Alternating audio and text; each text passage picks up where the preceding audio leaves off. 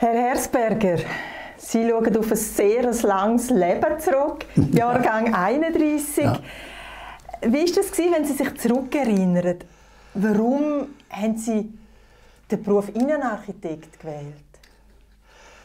Ja, ich bin natürlich, wie meine Eltern 1933 ein kleines Tapezierergeschäft angefangen haben in Muttens, bin ich als Bub natürlich in die Posterei reingekommen und bin automatisch müssen helfen, müssen liefern. Und bin dann aber in der Schule, in der Primarschule, relativ gut gewesen. Und der Primarlehrer hat gesagt, du gehst ins Gymnasium. Und er hat mich angerufen, hat noch einen Gesuch gemacht, dass ich sogar nach dem 10. Jahr kommen, nicht erst nach dem 11. Also ein Jahr früher als Basel-Land hat man ein Jahr, man hätte damals auf Basel ins Gymnasium müssen. Und er hat mich dann angemeldet im humanistischen Gymnasium in Basel am Münsterplatz. Er ist Altphilologe und hat gefunden, das wäre das Richtige für mich. Ist natürlich total nicht das Richtige. Mit Griechisch, zuerst Latein natürlich, 8 Jahre, und dann noch Griechisch noch ein halbes Jahr. Dort habe ich dann abgeklemmt und bin dann ins Realgymnasium gegangen, mit Latein oder für Englisch. Das ist und dann bin ich nachher, nach der Matur, bin ich dann nach Umweg mit dem Zeichnen malen, weil ich ja noch nach der Matur, nach dem Militärdienst, bin ich ja dann nachher noch an die Gewerbeschule gegangen, ein Jahr malen, weil mich das interessiert hat. Und dann haben wir entschieden, jetzt will ich Innenarchitekt machen.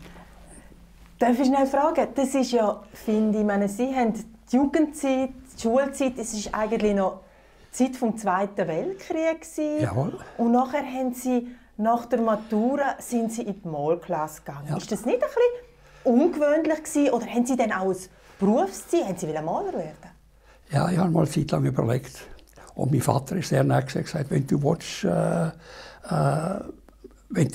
Maler werden, mach du Maler. Und ich war schon befreundet mit der Frau, die ich dann später geheiratet habe. Und ich sagte, dann kannst du sogar heiraten. Und wenn du willst, kannst du im Geschäft du Maler sein. Und zum Leben, dass du ein sicheres Leben hast, kannst du im Geschäft noch arbeiten. Das ist die Offerte. Das ist natürlich eine sehr grosszügige Offerte. Und Sie haben dann aber doch sich für Innenarchitektur entschieden. Ja. Wie ist denn das gegangen? Was hat so den Ausschlag gegeben? Ja, mir hat es natürlich total den Ärmel reingenommen, als ich dann bei der Innenarchitektur war. Auch in der Gewerbeschule beim Paul Artari war für mich faszinierend. Und das ist nach der Matur, dort war meine Erlebniswelt. Das Gymnasium war ein Pappenstiel neben dem, der Gewerbeschule gelernt hat, mit Paul Artari. Das war das Leben und das war voll. Und das hat mich total fasziniert. Es hat mich auch fasziniert, dass ich lieber aufs Malen verzichtet habe. Ich habe das gesehen bei Kollegen von mir, die Vollprofi-Maler waren. Damit sie malen können, haben sie auf die Post arbeiten Nacht, damit sie durchgekommen sind. Und das war natürlich nicht für mich das Richtige gewesen. Gerade wenn man noch eine Familie gründen ist das alles miteinander gekommen, sodass ich natürlich bei der Möglichkeit von der Innenarchitektur alles miteinander aufbinden kann. Und das stimmt. Ich bin dann auch wegen dem Innenarchitekt geworden. Wie war denn das? Der Paul Artari war ein berühmter Architekt von der klassischen Moderne. Ja, Pionier. Was war er für eine Persönlichkeit? Oder wie hat er sie geprägt? Ja, ich habe ihn sehr geschätzt. Und er war sehr frei als Lehrer auch. Er ist ja nicht ein grosses Architekturbüro. Er hat immer noch kleine Sachen gemacht. Aber ganz wichtige Sachen von den allerersten modernen Häusern. Und er war faszinierend mit der ganzen Arbeit, die man für ihn geschafft hat. Und er war total frei mit den Jungen, mit der Freiheit. Ich weiss noch gut, wenn ich als Junge habe ich so eine Cabriolet gekauft, die mir eine Exkursion gemacht hat. Der Böller hat er geheißen, Paul Artari, hat immer beim Auto mitfahren. Das war ein alter 1938er Ford VW, wo die Türen aber nicht so recht gehabt hat. Man hat immer offen fahren. Und das war ganz typisch für ihn, dass er das wollte, weil die Jungen fasziniert waren. Er selber war schon gelähmt auf einer Seite, hatte einen Streifen gehabt und hat sehr mühsam laufen. Und ich weiss noch gut, mein grosser Schreck war, als wir mal mit dem Auto angefahren sind, hat der Ellbogen auf der Tür gehabt und da ist die Tür aufgegangen. Und er hängt plötzlich an dieser Tür raus. Und dann haben wir zum Glück kein Unfall passiert.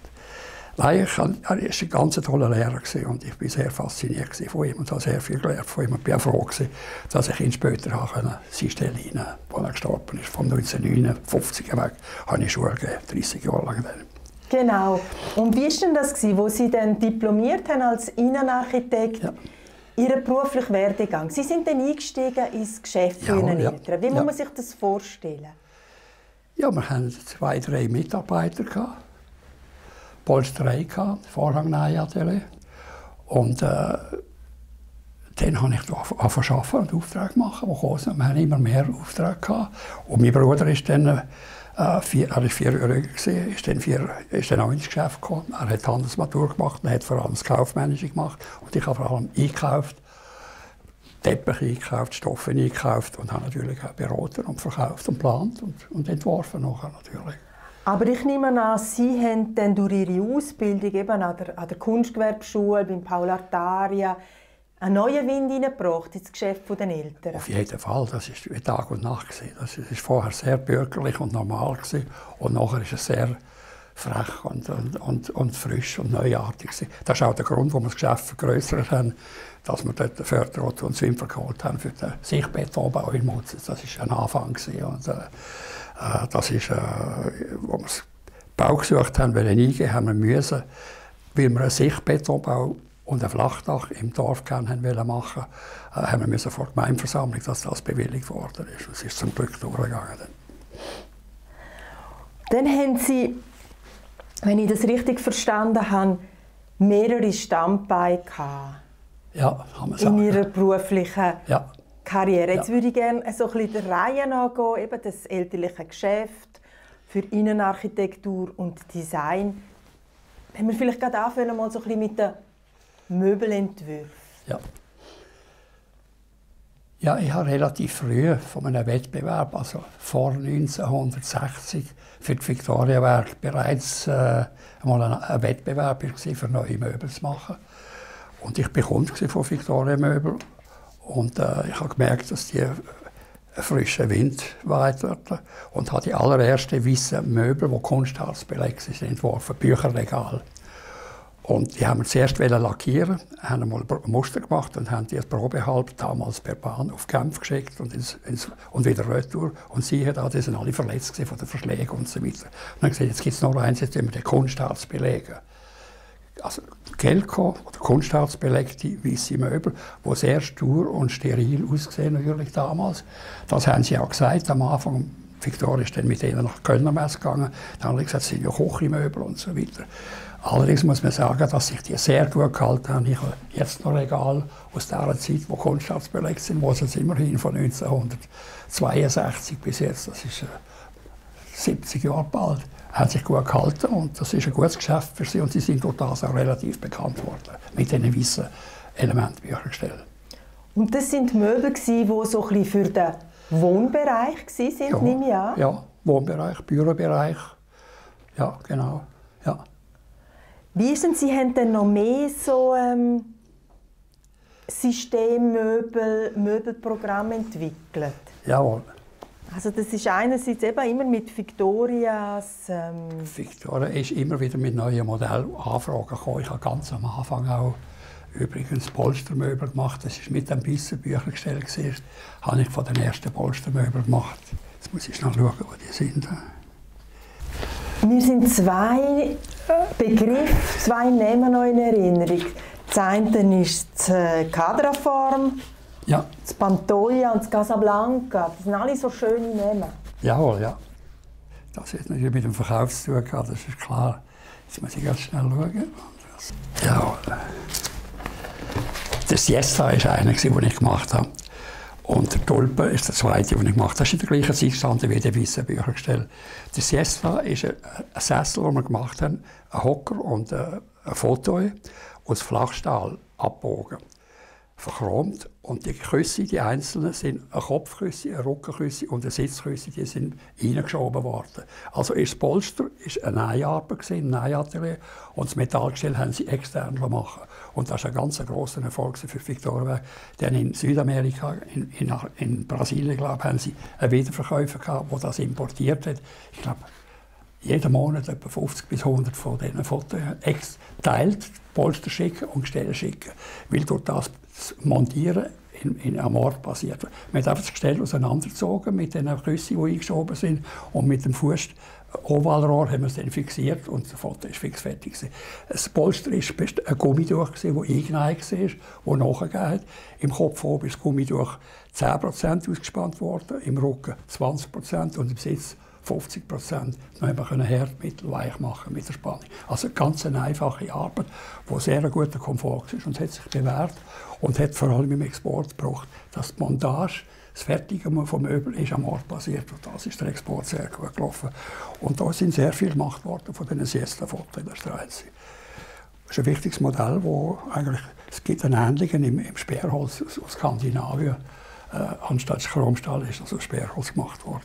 Und Chromstahl, das ist natürlich wirklich so mit dem Stahlrohr so das Moderne in den 60er, 70er Jahren. Ja. Ist aber eher ein bisschen eine Schwierigkeit, weil man dort noch Holz vorgezogen hat. Was schwierig war, ist bei diesem Modell das, dass wir das Chromstahl, das ist ganz schwierig, Flacheisen biegen ist kein Problem mit Wärme. Aber das muss ja noch gehärtet werden. Wir haben zuerst flach gemacht, Flacheisen, nicht gehärtet, nicht Stahl gemacht. Und als man dort drauf gesessen ist, hat sich das verbogen. Und das ist nicht gegangen. Also haben wir den Flachstahl härten, als zum Stahl machen. Und wenn Sie Stahl machen, wird das durchs Härten ruhig. Und wenn das gehärtet ist als Stahl, kann man es fast nicht mehr schliffen und polieren, weil man es verchromen muss. Das war die grosse Schwierigkeit, dass man Flachstahl verchromen kann. Nachher. Das ist aber am Schluss so gegangen und das hat sich dann bewährt. Nachher. Also wir haben hier relativ grosse, komplizierte Zeit gehabt. Und das zweite Modell, das gleich entstanden ist, das ist das Lotus-Modell. Dort hatte ich die Idee gehabt, 2 Holzrahmen im Sitz und dann, die zusammengeklemmt sind. Und vom Sitz haben wir aus Flachstahl, aber dann nur 3 mm, so eine S-Form gemacht, wo man für die Armlehne und ringsum eingeklemmt hat. Das ist so wie ein Margaritenblatt, das bogene Blätter hatte. Und dann das Polster ist auch wieder separat am Matratze genäht worden, wo man abgesteppt hat und mit Daunenküsse gefüllt hat drinnen. So Daunenschlauch. Und dann haben wir das Ganze, haben wir auch gemeint, das ist ganz kompliziert, das zu befestigen. Und siehe da, der Federstahl ist wunderbar gegangen, der hätte nicht verchromt sein, weil der verdeckt war. Und das Küsse haben wir einfach den ganzen Polster, wo die Streifen, die Taschen eingeneigt sind, haben wir über das Metall reingezogen und unten auch befestigt. Und fertig. Ist ganz relativ einfach zu machen. Dann ist also Ihre Erfahrung, die Sie aus dem elterlichen Betrieb von der Polsterei spielt eine grosse Rolle, ja. Sehr entgegengekommen. Ja. Jetzt habe ich aber gesehen, Sie haben neben diesen Systemmöbeln für Victoria, neben diesen Polstersessel, auch ganz einen interessanten Stuhl entwickelt. Ja. Wenn Sie vielleicht zu dem noch etwas sagen können, zum Holzstuhl. Zum Holzstuhl. Da ist in Stadt H02 haben wir den genannt.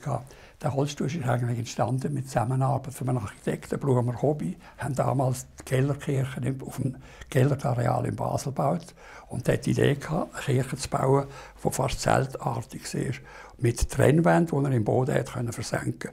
Er hatte eine Kellerwelle, die für eine Hochzeit verkleinert werden oder auch für Gespräche gebraucht werden.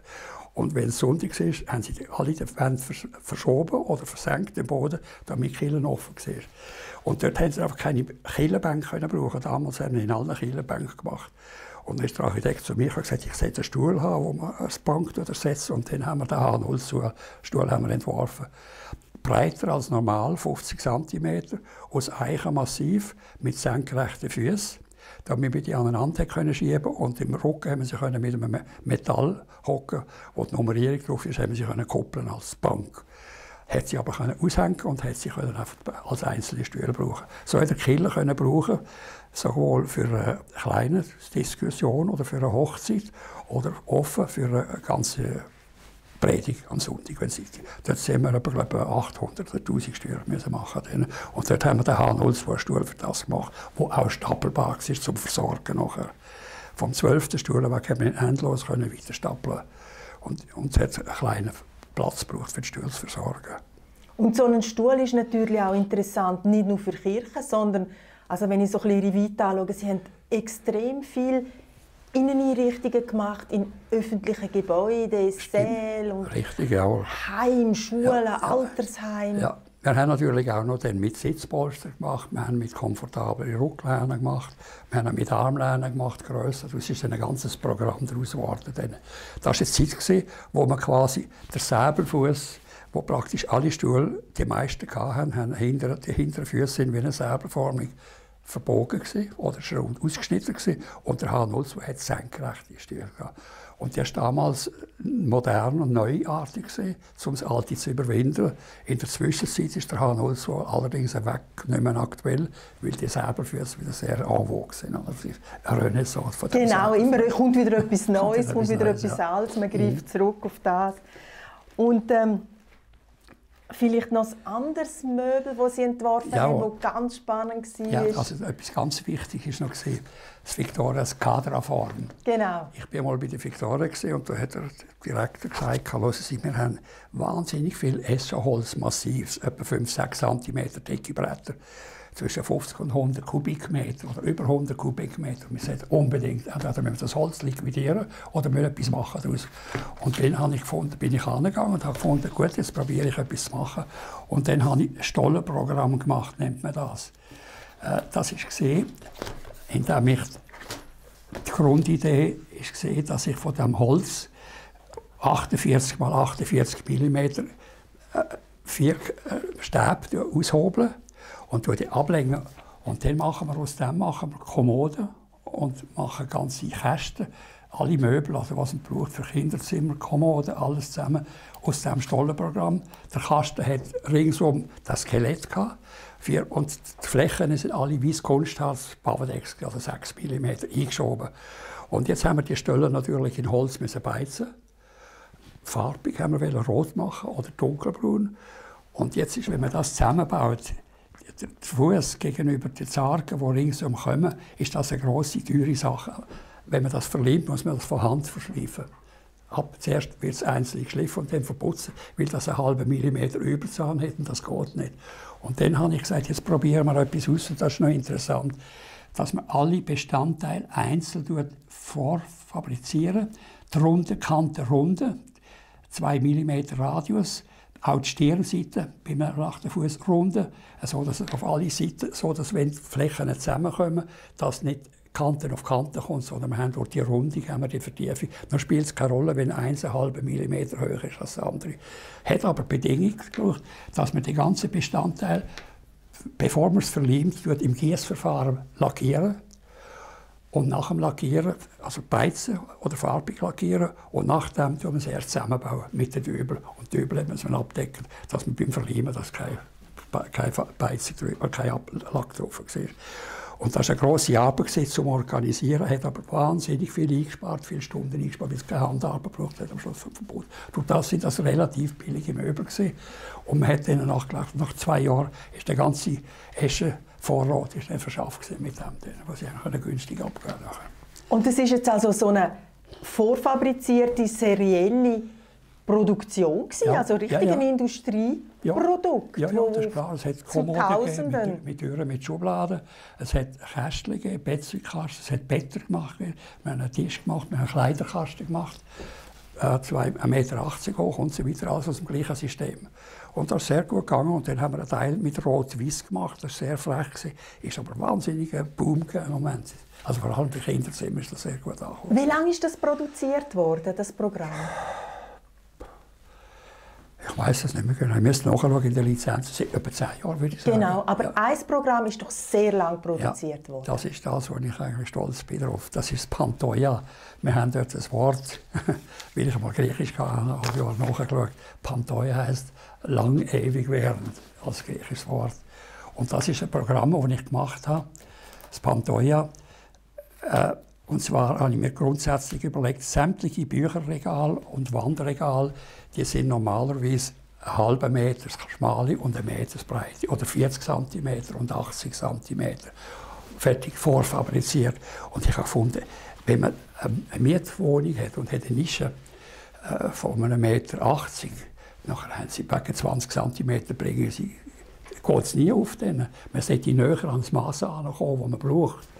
Und dann habe ich plötzlich überlegt, anstatt 2 Breiten, 50 und 1 Meter, habe ich 3 Breiten gemacht. Und die 3 Breiten sind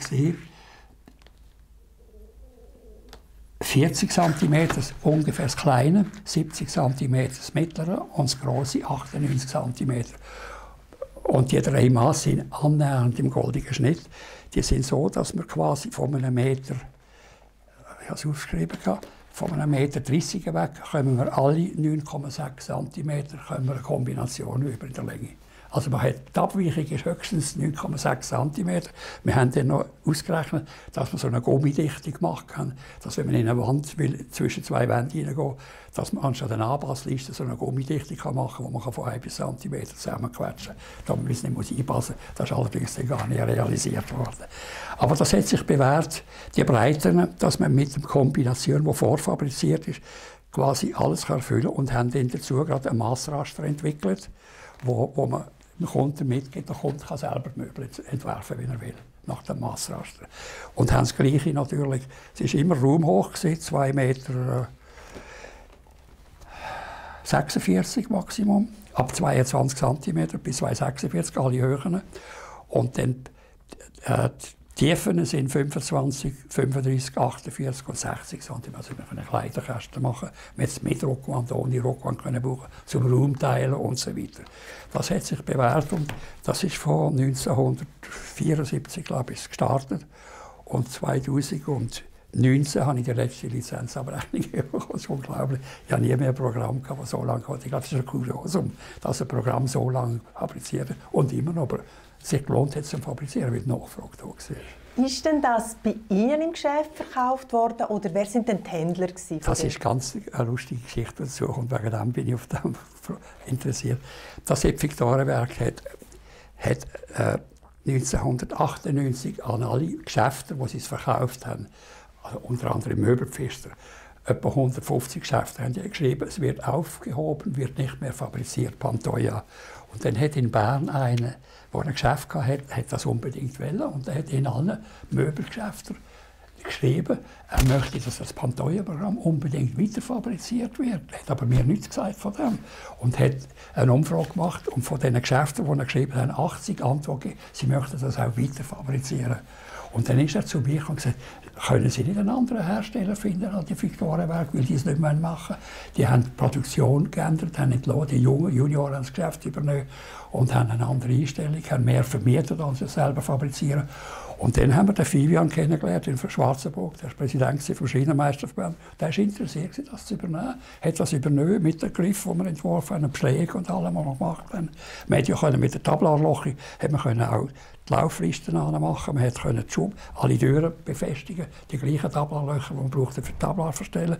Hat das übernommen und hat das von 2000 weg bis 2019 mit Erfolg weiterfabriziert und hat immer Lizenz gezahlt. Zur Freude für mich natürlich, weil jeder so ein bisschen etwas bekommen hat.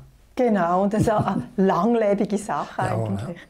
Ja. Mit halbrunde Kanten, das war das Merkmal. Die Seiten, wenn Sie ein bisschen vorstellen sind, haben halbrunde Eschenkanten gehabt. Genau. Jetzt vielleicht noch ein anderes Standbein, die Innenarchitektur. Also das Möbeldesign und die Inneneinrichtung ist ja bei Ihnen so ein bisschen Hand in Hand gegangen. Jawohl. Wenn Sie vielleicht zu dem einen oder anderen Projekt etwas könnten sagen, das Ihnen jetzt noch so in Erinnerung ist? Jawohl. Sie haben mit der Gellerkirche angefangen, jawohl, wo der H02 wichtig war. Ja, ich habe relativ als junger Innenarchitekt habe ich den Auftrag bekommen vom Kanton Basel-Land, einen neuen Landratssaal machen, also Kantonsratssaal heisst, in Liestel, vom Neubau aus. Und das ist natürlich, bin ich sehr stolz gewesen, ich durfte machen und habe mir sehr Mühe gegeben und habe mit der Frau Schmid, eine Architektin vom Hochbauamt, zusammengeschafft, haben alle Kantonsratssäle in der Schweiz angeschaut und geschaut, wie die das machen, und haben das notiert. Und dann, die Grundidee war, dass im Regierungsgebäude hat der alte Landratssaal, der etwa 14 Meter tief war und glaube etwa 8 Meter lang, eine halbrunde Bank drin hatte. Also eine unmögliche Situation. Eine Sitzbank und vorne dran 10-12 cm Simsel, wo man etwas ablegen konnte. Und wenn einer vom Bank raus musste, musste über die Füße laufen von den anderen Leuten. Das ist unmöglich. Ist fast wie der Kirche. Ja, es war furchtbar. Es war ganz unmöglich. Und dann haben sie aber Angst gehabt, sie haben den Saal verdoppeln. Dass es ein grosses Quadrat ist, etwa 14 mal 14 Meter, also doppelt so gross. Und mit dem konnte ich arbeiten und habe dann nachher dort eine Bank gemacht, die wo mehr Platz können. Die Idee, eine feste Bank und einen beweglichen Stuhl. Wir haben einen neuen Stuhl entwickelt, wo wir aufstehen können. Jeder kann einzeln aufstehen. Und vorne drauf haben wir natürlich eine Sitzfläche, eine Schreibfläche von etwa 45 cm, wo wir die Matten ablegen und das Zeug ablegen. Und unten erst noch eine Stirnseite geschlossen mit einem Bänkchen, wo wir die Mappen hinten drunter stellen können. Und auf dieses Sperrholz bin ich gekommen, weil die Grundanliegen vom Kanton, von der Regierungsrat und vom Landrat war, sie haben Angst gehabt, weil im alten Landratssaal sind einen grossen Anteil Bauern sind im Landrat gewählt. Und im neuen Saal, der doppelt so groß ist, haben sie gesagt, wir müssen halt ein Mikrofon machen. Und sie haben gemerkt, dass die Bauern nicht ans Mikrofon gehen reden, weil die Hemmungen haben. Sobald einer etwas will sagen und er muss vorne laufen ans Mikrofon, dann weiss er, dann von der Verstärker und kann nicht reden. Und dann, das ist mein Anliegen, dass ich alles mache, dass akustisch im grossen Saal jeder vom Platz aus kann reden, ohne Mikrofon, dass man ihn versteht. Und dann habe ich mich erkundigt, die Akustik, und habe gemerkt, dass wir eine Sperrholzdecke machen können, oben, aus konkaven und konvexen Sperrholzkernel. Und da drinnen war dann auch die Lüftung drin, die Beleuchtung drin. Und die Sperrholzdecke bewirkt, dass die dumpfen Töne werden verstärkt und die hellen Töne werden absorbiert. Also, unter Spannteppich-Bedingung ist also der Boden ein Spannteppich, ein dicker Wollspannteppich gemacht. Und dann extra schwere Linien vorne gemacht an den Fenstern, dass sie absorbiert haben. Und siehe da, das hat sich bewährt. Sie haben ohne Mikrofon ist das nachgegangen. Und bin eigentlich sehr stolz, dass es so ist. Und der ist jetzt, glaube ich, 48 Jahre im Betrieb, also bald 50 Jahre. Und das ist immer noch die alten Stühle und die alten Lederstühle, die ich entworfen habe. Spannteppich haben sie, glaube ich, ersetzt, aber erst vor etwa 5 Jahren habe ich gehört. Und die Decke ist noch gleich und die Vorhänge sind, glaube ich, auch noch die gleichen drin. Also ich bin eigentlich stolz, das hat sich bewährt. In der Zwischenzeit haben sie natürlich oft das ganze erste Sperrholzkernel, das ich in der Decke gemacht habe, habe ich auch gerade gebraucht, für die langen Tisch zu machen. So 12 Meter lange Tisch können sie nicht aus Massivholz machen. Da haben wir Sperrholz abgebogen, das 8 mm ist und durch das Abbiegen kommt Stabilität über. Und er hat die gleiche Formsprache wie in der Decke drin ist. Und beim Stuhl haben wir einen Stuhl entwickelt, wo eine Sperrholzschale auch in Ausbau auf der Rückseite gab und im Sitz und ein schwarzes Lederpolster drauf. Und das hat eine gewisse Einheit gegeben und das ist immer noch drin. Und dann das gleiche Wandbild, das vorher schon drin war, eben in gleichen, das ist von 1930, glaube ich, entworfen von einem Müller-Maler, einem Basel-Bieter Maler. Und ist jetzt noch dort, hat aber immer jemand eine Opposition, es wäre fällig, die einen neuen Spanndrahtsaal machen. Aber jetzt wieder andere, die sich wehren, nein, der funktioniert ja, der alte. Sie haben auch viel Restaurant, Cafeteria eingerichtet und konzipiert. Jawohl. Auch mit eigenen Möbelentwürfen, da der endlose Sitzbank. Jawohl, ja. Ja, dort habe ich mal das war glaube von der Ziba-Gege damals. Die haben eine neue Cafeteria gemacht und wollten eine Kaffeebank-Serie machen, einen Stock. Und dann habe ich dann gefunden, man könnte eigentlich auch aus Sperrholz raus, aus profiliertem Sperrholz in Streifen schneiden und die Kone schneiden. Und dann kann ich anstatt gerade Bank kann ich natürlich alle Radien machen. Und dann mit 6 bis 8 cm Polster drauf und einen Überzug. Entweder Kunstleder oder Leder oder Stoff, je nachdem was es ist. Und haben dann natürlich verschiedene Profile gemacht. Fotoprofil mit etwa 75 cm tief oder Bankprofil, die sind 60 cm. Oder Cafeteria war zwischendrin. Das Profil entwickeln, das war ein Werkzeug, das man nachher pressen konnte. Und beim Abschneiden kann man alle Radien machen im Grundriss. Und das ist sehr oft verwendet worden. Und man kann die einzelnen, wenn man sie neu beziehen muss, kann man die aushängen und wieder neu überziehen und wieder neu machen. Also das Möbel auch so konzipiert, dass es funktioniert für den Einbau? Für den Raum. Es ist quasi wie eine Einbau-Sitzbank. Das sind nicht Einzelmöbel, nicht Kanapee oder Foto. Es war nur eine eingebaute Bank mit halbrunden Ecken oder jede Form, die man machen konnte, die man will. Eine ganz spezielle Form haben die Möbel mit dem speziellen Namen auch, der Playchair. Was können Sie da dazu sagen? Ja, Playchair ist ein ganz altes, das war gar kein Möbel. Das war eigentlich eine künstlerische Ausschmückung vom Gymnasium in Liestel. Das ist ein Neubau, den Keller und Schwarz gebaut hat. Und das war ein Sichtbetonbau mit einem Manganklinker, die Eingangshalle vom Gymnasium. Und ich habe dort, weil ich früher gemalt habe und gezeichnet und auch als Maler mal mitgemacht habe, mit Bildern, bin ich eingeladen, die Eingangshalle farblich zu gestalten. Und dann entweder mit einer Malerei oder mit Vorhang oder mit Wandbehang oder etwas. Und dann bin ich auf die Idee gekommen, eigentlich ist in dieser heiligen Halle mit dem Sichtbett und dem braunen Manganklingen, der sehr trostlos war, müsste etwas Freches, Poppiges sein. Und dann habe ich gedacht, ich könnte eigentlich aus einem glänzigen, hochglänzigen Kunstleder mit Rot und Weiß und Dunkelblau. Also wir haben dort 40% haben wir, glaube ich, in Rot gemacht, und etwa 20% in Rot und 40% in Dunkelblau und 20% in Weiß. Haben wir aus Schaumgott Würfel gemacht, ist einfach gesagt, und dann noch Winkelelemente dazu, wo der Würfel gerade reingepasst hat. Dann hat es einen grossen Klotz gegeben. Und das waren quasi grosse Bauklötze, innen wo Schaumgummi war. Und dann habe ich dort einfach etwa 30 oder 50 den Wettbewerb, anstatt eine Sitzbank oder etwas reinmachen, haben wir farbige, elastische Bauklötze rein, wo man umlegen oder aufstellen oder aufeinander biegen. Und da war ich sehr gespannt, als wir die erste Serie, wo wir im Preis drin war, reingeliefert haben und gesehen, wo die Gymnasiasten, vor allem die Jungen, sofort Türen gebaut haben oder Arena gebaut haben in dieser Eingangshalle. Es ist dann sofort farbig, lustig und belebt worden nachher.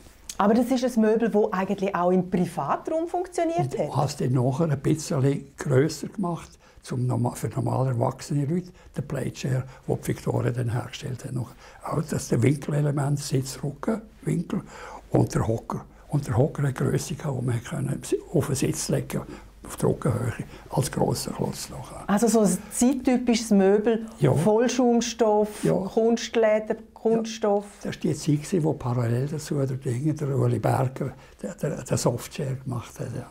Ich hatte den Playchair, das ist in der gleichen Zeit entstanden. Genau, also die schweizerische Italianità. Ja, genau. Ja. Jetzt noch, wenn wir gerade so bei der Innenarchitektur bleiben, also das speziellste Projekt ist, glaube ich, schon das Zusammenarbeit mit der SBB gewesen.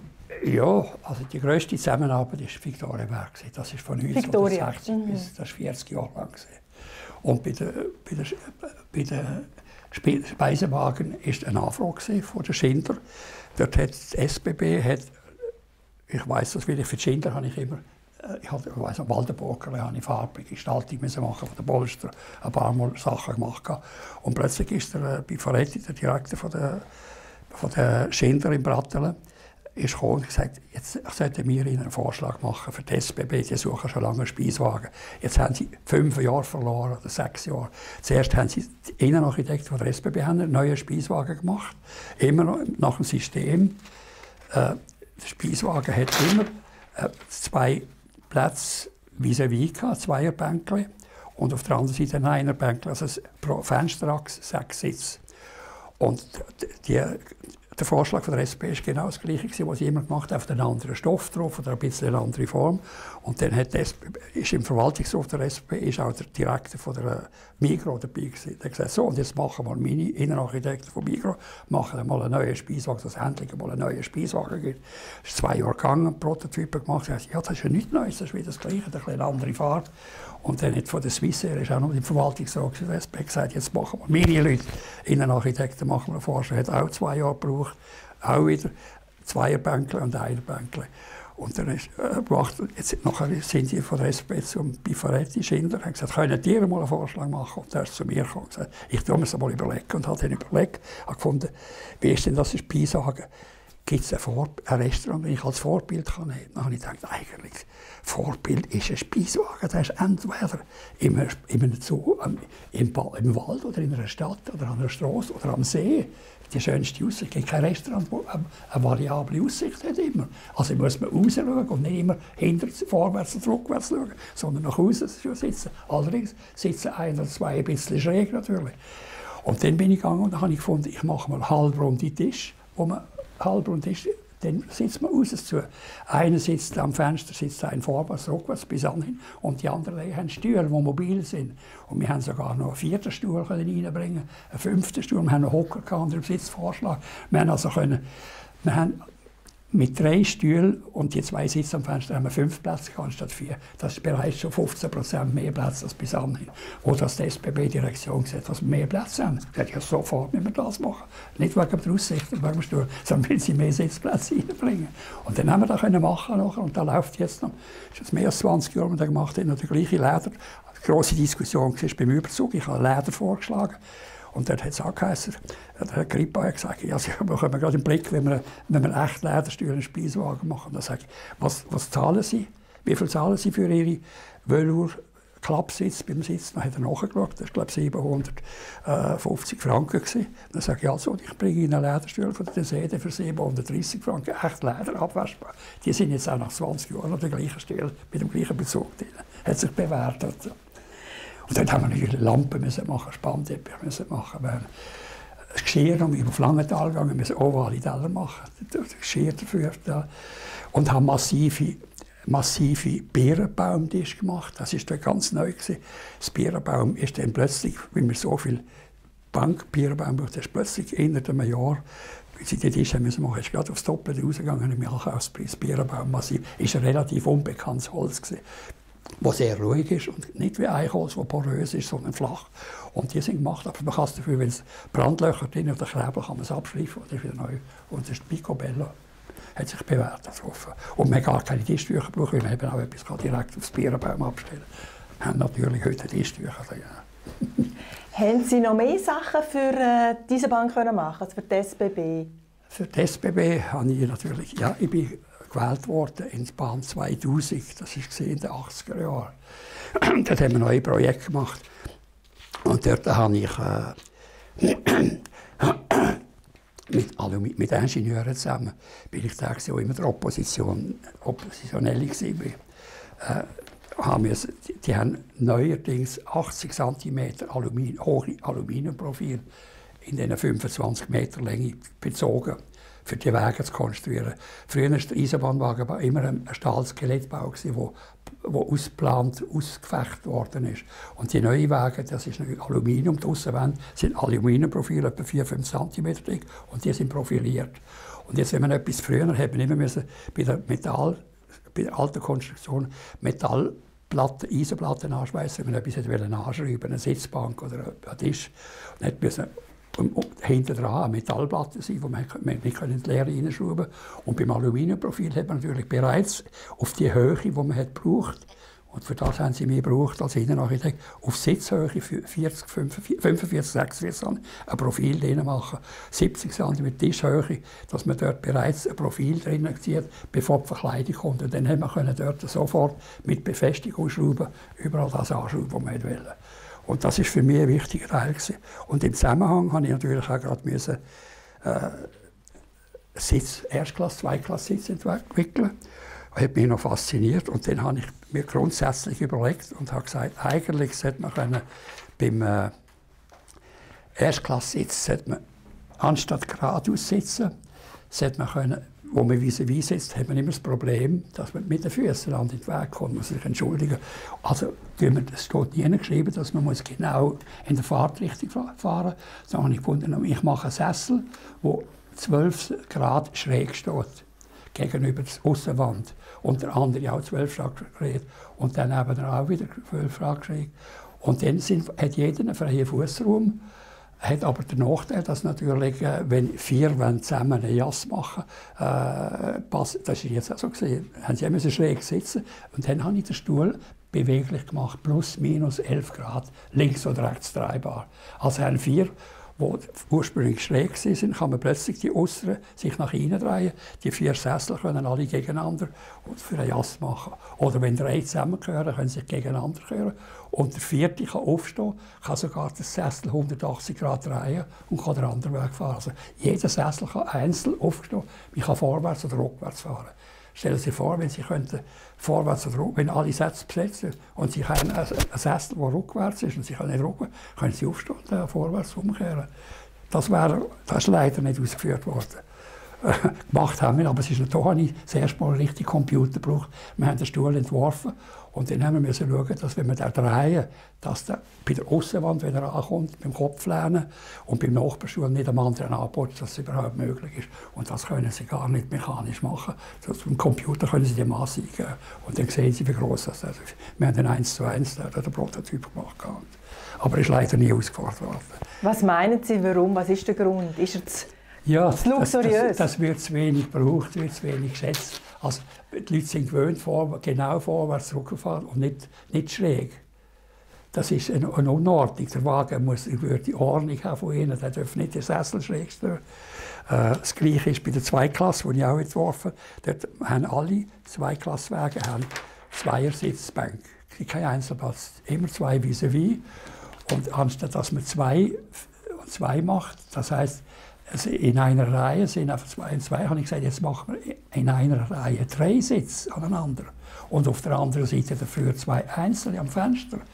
Und dann, wenn ich in einen normalen Zweiklasswagen komme, werden zuerst die Einzelplätze am Fenster besetzt, die Einzelsitze, und nachher werden die Fensterplätze beim Dreierbank gebraucht. Und dann werden die 2 mittleren Plätze vom Dreierbank gebraucht. Dann haben alle 6 Plätze eine grosse Ellbogenfreiheit.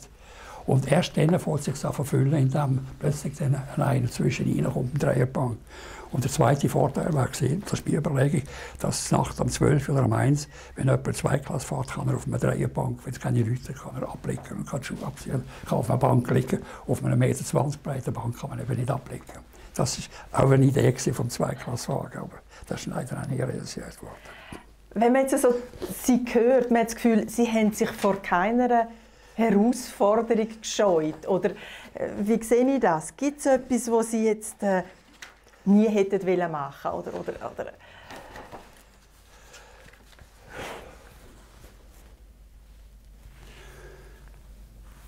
Oder anders gefragt? Ja, wahrscheinlich habe ich es dann einfach nicht gemacht. Genau. Was waren so die grössten Herausforderungen als Innenarchitekt? Also der Landratssaal ist eine grosse Herausforderung. Ja. Dann ist Speiswagen ist natürlich auch eine grosse Herausforderung und vor allem ein grosser Kampf gegenüber der ganzen Klüngel der Personen. Ich habe bei diesem Speisbahn-Zusammenarbeit, die für mich sehr neu war, das konnte ich via Schindler machen natürlich.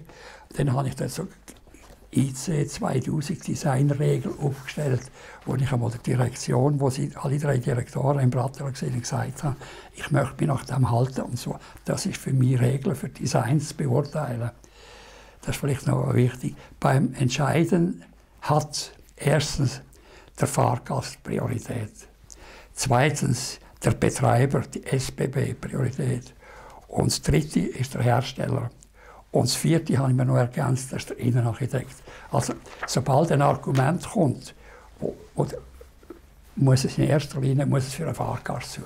Also ich weiss, als ich die Speiswagen gemacht habe, ist der Direktor, der Reinigungsdienst unter sich ist gekommen, hat immer sich reingemischt und gesagt, ich muss das und das. Sie können das nicht machen, Sie müssen unter Freiheit haben. Also dann sage ich, beim Speiswagen wir haben keine Tischbeine, der Tisch am Wandaufgang und die Stühle die sind beweglich, kann man wegnehmen. Also Sie können quasi alles wegputzen. Vorher sind das Füße, die runtergekommen sind, auch bei den anderen Stühlen.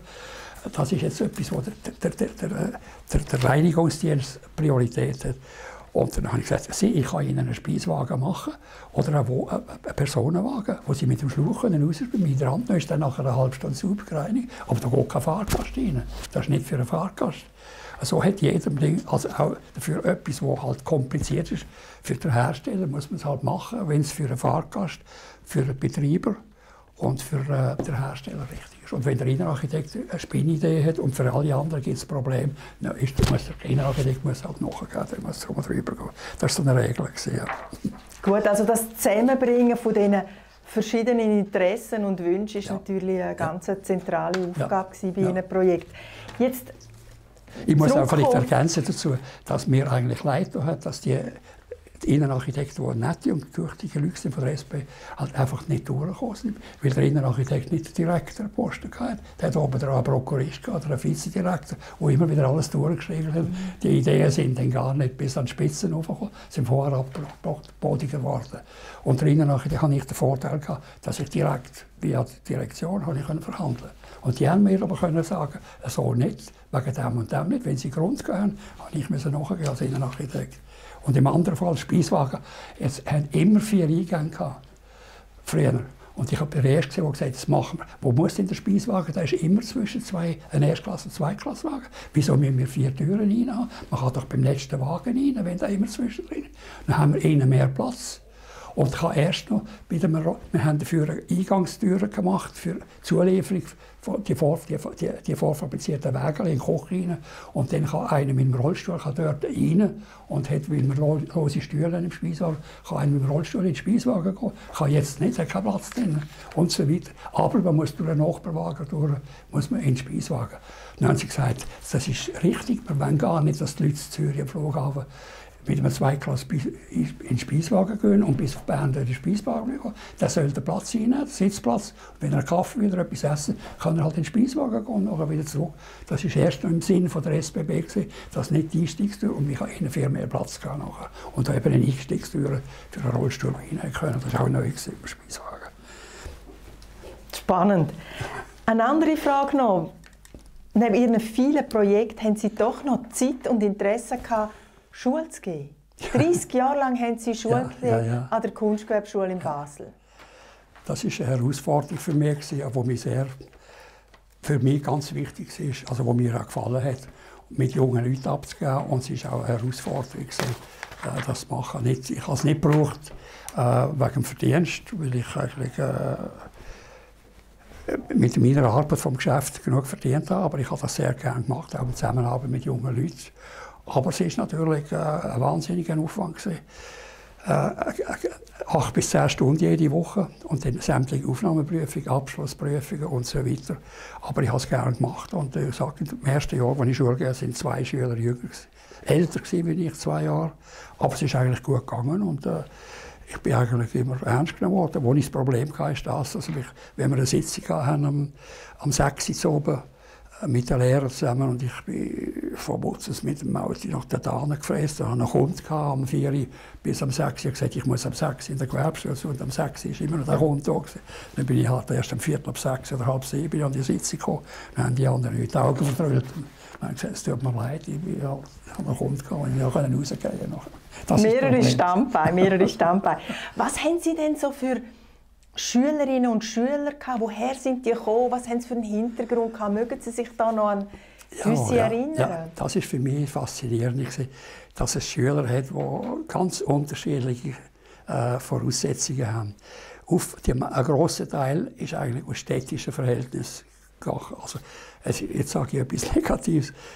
Junge Mädchen, die im Gymnasium rausgeflogen sind, haben noch einen Beruf machen, der gelungen aussieht. Und Innenarchitekt ist für eine Frau sehr etwas Nettes und ein liebenswerter Beruf, wo man sich damit brüsten kann.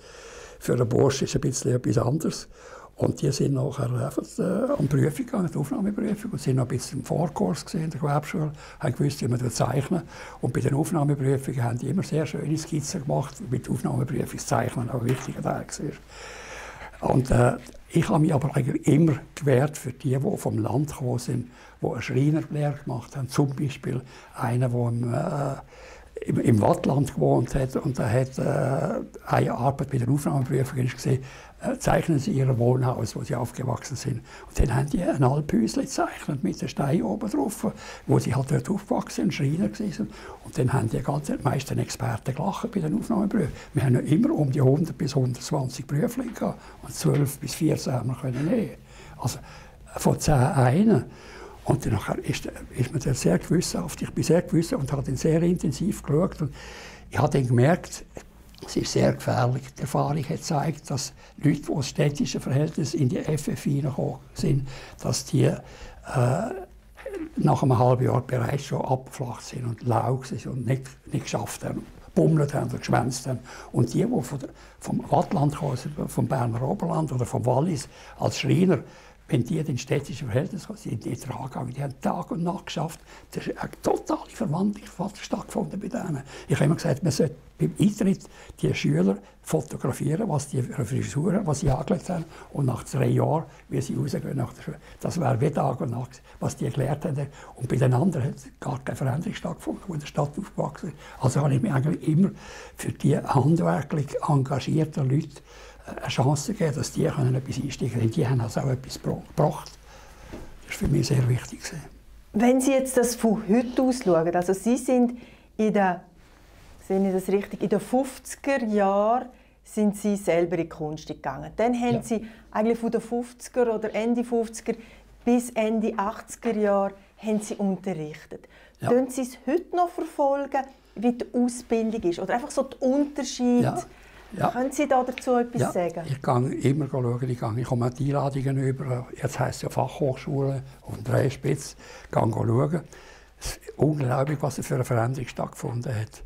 Ich hatte schon früher immer einen grossen Kampf gehabt, wenn Sie als Entwerfer eine Ausbildung machen, und das ist ja der Innenarchitekt, ich hatte Fachentwurf gehabt, hätte ein Thema gegeben und dann hätte er etwas dafür erfinden. Und das war damals schon, die meisten an Zeichnungsmaschinen gesessen und haben angefangen zu zeichnen, anstatt ein weißes Blatt vor sich haben, wo man anfängt wieder aufskizzieren, anfangen die Ideen suchen. Jetzt ist das Gegenteil, wenn Sie in eine Fachhochschule kommen, erstens reden Sie alle Englisch, es ist alles ausgestellt, es ist alles dunkelschwarz, Sie haben Leuchttisch, die beleuchtet sind, die sie mal entworfen haben. Und wenn man die anschauen will, blendet es einem dermaßen, dass man gar nicht lesen kann, was am Tisch ist. Ja, das ist jetzt auch ein Beispiel, wo ich auf das schaue. Das sind so Elementarsdinge, die einfach nicht passieren dürfen. Der Saal sieht toll aus, leer, und die Tische sind schön beleuchtet. Als Saal sieht das gut aus. Aber wenn Sie es im Detail anschauen, wenn Sie es nicht lesen können, wenn Sie blendet sind, ist es einfach keine gute Ausstellung. Es tut mir leid. Also, und dann ist das Englisch, Sie müssen Englisch können. Sie tun grundsätzlich, was neu ist und was toll ist, Sie tun viel, das finde ich das Positive, Sie tun bei jedem Produkt, das Sie entworfen oder eine Idee haben, tun Sie Konsequenzen hinterfragen, was es für die Produktion Nachteil hat, was es im Gebrauch Nachteil hat, dass man dort nicht einen Fehler macht, wo man sagt, man hat das vorher sollen müssen. Man hat vorher sollen wissen, wenn man das Auto macht, dass es ein Waldsterben gibt von den Autos. So ist früher umgekehrt, muss ich sagen, bei uns ist im Prinzip der Entwurf, die Hauptsache war, dass wenn Sie ein Produkt entwerfen, dass das gebraucht wird und unter die Leute gibt. Das Schlimmste, was es gibt für einen Hersteller von einem Produkt, wenn ein Designer ein Produkt bringt, das er toll findet, der Hersteller findet es auch gut, er will es fabrizieren und es geht nicht unter die Leute, es wird nicht gekauft. Keine Nachfrage. Ist das ein Fiasko? Das ist ein Verlust. Das ist auch der Grund, warum man sich nie ein Modell verkauft hat, sondern ich habe immer einen Lizenzvertrag gemacht. Wenn das Modell sich nicht verkauft, habe ich nichts gehabt. Wie der Fabrikant, der hat auch wieder Nachteil, dass er noch warm Hals hat, den er nicht abbringt. Ich habe immer nur mit Lizenzen gemacht. Das ist der Grund, warum der Fabrikant nie Wut auf mich hat nachher. Und heute ist es so, dass natürlich bei uns ist die Produktion und das Produkt machen, das gebraucht werden, ist am Vordergrund gestanden. Und man hat vielleicht zu wenig die Konsequenzen überlegt, was die Nachteile dabei. Also umweltbeschmutzende Herstellung und so weiter und so weiter. Oder Produkte verwenden, die man nicht verwenden sollte, das ist viel zu wenig im Vordergrund. Das ist heute viel mehr im Vordergrund. Ist natürlich auch noch nicht so das Thema gewesen. Ja, vielleicht auch noch nicht so das Thema in den 70er Jahren. Ja, genau. Etwas anderes noch. Jetzt haben wir das Entwerfen von den Möbeln, die Anwendung in der Innenarchitektur, die Schule.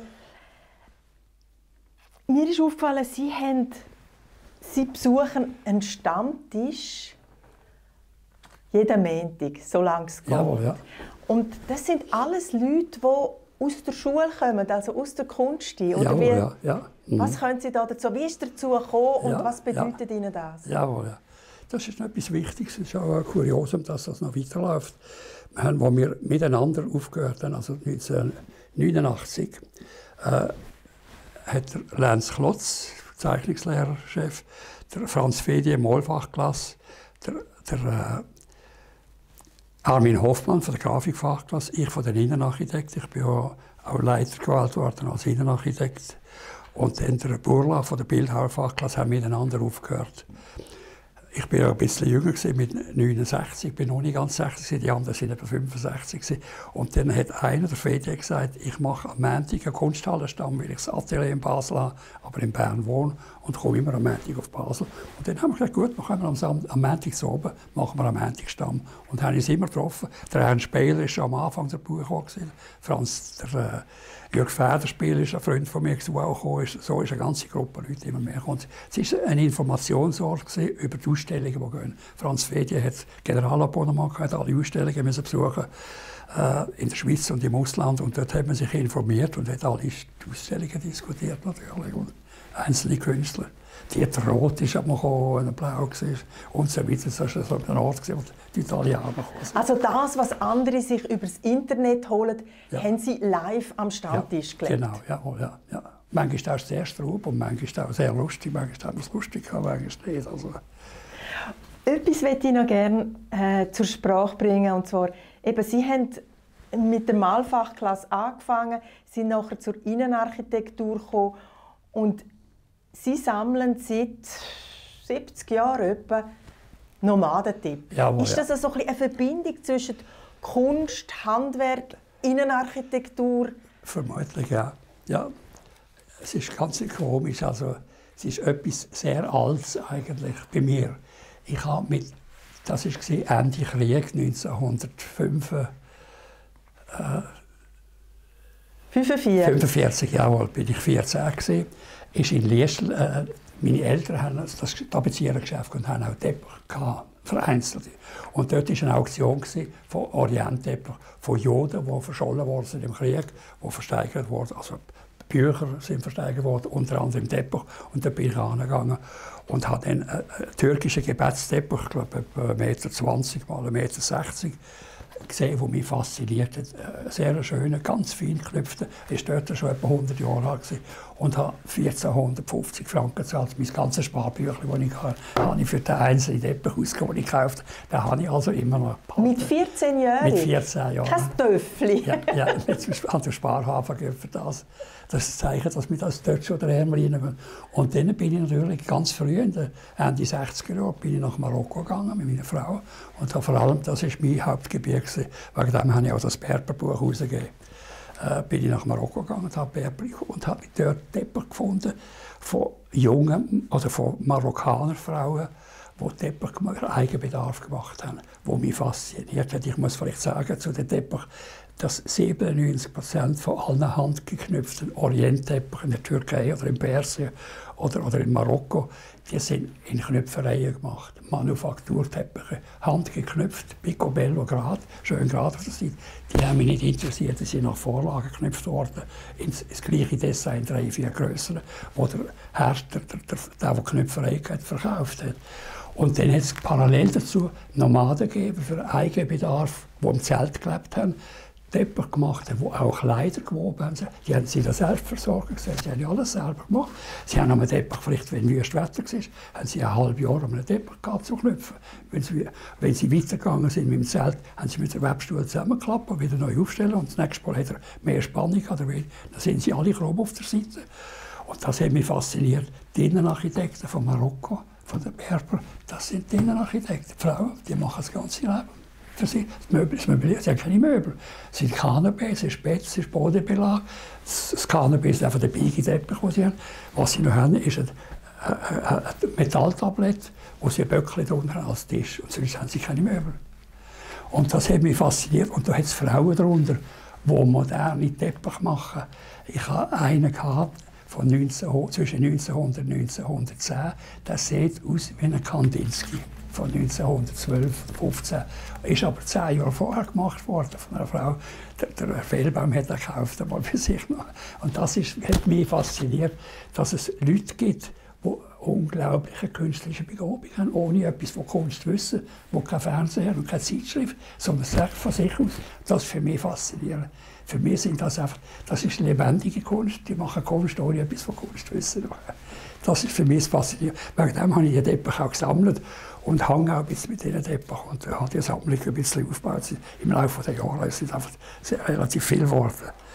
Und habe immer im Geschäft so eine Dachwohnung gehabt. Wenn die Teppich, die ich eingekauft habe, in Marokko habe ich gesagt, den dürfen wir nicht verkaufen, der kommt jetzt in die Wohnung rauf, damit sie nicht fortgehen. Ich hatte dann einmal die Idee gehabt und festgestellt, dass bei den Nomadenteppich etwas passiert. Ich habe Teppich gefunden aus Marokko, aus Persien, aus der Türkei, aus dem Tibet, wo die gleiche Kompositionsidee haben. Ich weiß nicht, warum das ist. Das war der Grund für das zweite Teppich, wo ich mit Teppichbildern orientiert. Ich habe auch den Professor Böhme drin geschrieben und Jürgen Adam. Das ist für mich faszinierend, dass es unabhängig von der Geografie die gleiche Kompositionsidee hat. Das ist immer noch ein bisschen ein Rätsel für mich. Das wäre jetzt auch eines der Rätsel, das offen ist. Herr Hersberger, in was für einem Raum halten wir jetzt das Interview ab? Da hinten hat es Bilder, Fotos, eine Karikatur. Wo sind wir da? Ja, das ist mein Büro, eins mein Büro. Ich bin natürlich ein Zeichnungsatelier oben hinten und das ist mein Büro, wo so einfach entstanden ist. Also die Elementbücher gestellt von den ersten, die wir gerade hatten. Dann hat es Bilder vom Lenz Klotz. Dann habe ich ein Foto von meinem Areal, das ich hinten dran. Wir haben das Areal beim Geschäft, das ich einmal gekauft habe vor Jahren, das Wartek, und wo jetzt Coop drauf ist, das habe ich in den 70er Jahren mal gekauft, weil ich damals die Idee hatte, das Geschäft zu vergrößern. Der Sohn hat gezeichnet in der Schule, Susanne, die Tochter, hat gezeichnet in der Schule. Ich habe angenommen, die kommen ins Geschäft und so weiter. Plötzlich habe ich gemerkt, als sie 20 waren, dass die Tochter Modefachklasse macht, dann später Kunstfachhochschule. Und der Lori hat Videofachklasse Bildhauer, mit der Pippi Lotti zusammen übrigens gemacht hat. Und auch nicht ins Geschäft gekommen, beide nicht ins Geschäft gekommen. Und dann habe ich in selber Zeit das Areal, wo hier jetzt die Teppiche, die hinter denen drauf sind, haben wir abgerissen, das Restaurant Wartek. Und dann nebenan haben wir Bodenlecker gemietet dort auf dem Areal und hat das gekauft. Das ist das, was Coop jetzt überbaut ist, beim Baurecht, das ich abgegeben habe. Und dann haben wir die Teppich von der Nomadenteppich, wo heiß Wetter ist, mal ausgelegt auf dem leeren Areal. Jetzt bin ich abgeschweift. Und das Bild hinter Ihnen? Das Bild hinter mir ist von Bernd Völkli im Schwarzwald, der Maler, den ich gut kenne, den ich sehr nett sehe. Und hat mal gesagt, ich will ein Bild haben. Er sagte, ja, ist gut, ich will einen Teppich von dir. Und dann hat er einen Teppich, oder zwei Teppiche genommen und ich habe das Bild genommen. Und das ist das Original von Kurt Glor. Und nebenan, das ist noch etwas Lustiges, auf einer türkischen Reise. Das sind Hirten aus Anatolien, in der Nähe von Konya, am Taurusrand, am Gewirr vom Taurusgebiet. Das haben am Morgen neben dem Hethiter-Tempel, das war eine kleine Seele, haben dort zwei Hirten in ihrem Mäntel geschlafen. Die haben Mäntel, das Filz? Das ist ein Bild, ja, wild, im Freien. Nicht? Aber ist es Filz? Das sind Hirten. Filz, ganz dicker Wollfilz. Hirten, die das Ding selber gemacht haben, die haben dort drin geschlafen. Und wir kamen am Morgen um 7, 6, 7 haben sie noch Fuß. Die wohnen die ganze Zeit mit den Hirten. Die Schafherde war nicht gerade dabei gewesen. Und da ist ich bin wegen dem Hethiter-Tempel gegangen, der da war. Und dann sind die am Boden gelegen. Und das habe ich lustig, weil ich ein Foto gemacht habe von dem. Und dann haben wir hier die Karikaturisten, das haben wir rausgegeben, das Büchlein denen. Ja.